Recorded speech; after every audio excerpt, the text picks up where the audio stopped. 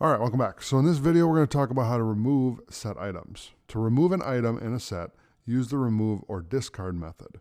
You can also use the pop method to remove an item, but this method will remove the last item. Remember that sets are unordered, so you will not know what items that will get removed. So it's not really a good idea to use pop because it's removing the last item.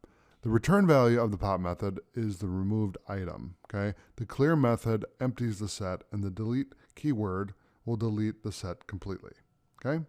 So let's jump into our notebook and take a look at this. All right, so we're in our sets notebook, and we're going to talk about how to remove set items. So to remove an item in a set, use the remove or discard method, okay?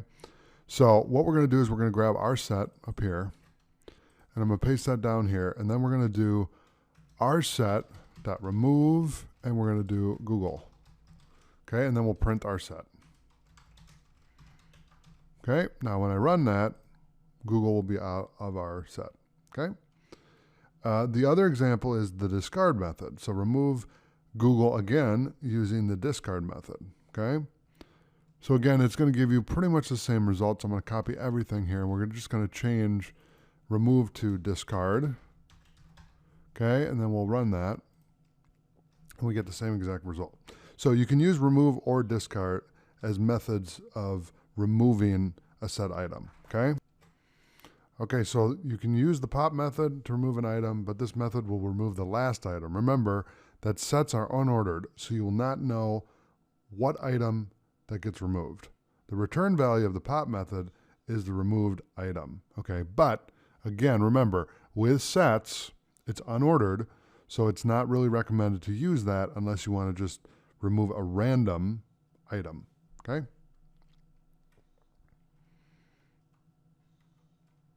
Now, the clear method empties the set.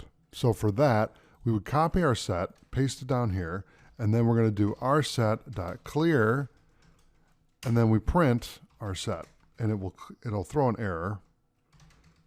It should throw an error because there'll be nothing there. Or it'll just show nothing, okay? It was one of the two. I was expecting an error, but it denied me that because it was like, no, you don't understand what we're doing, but I do.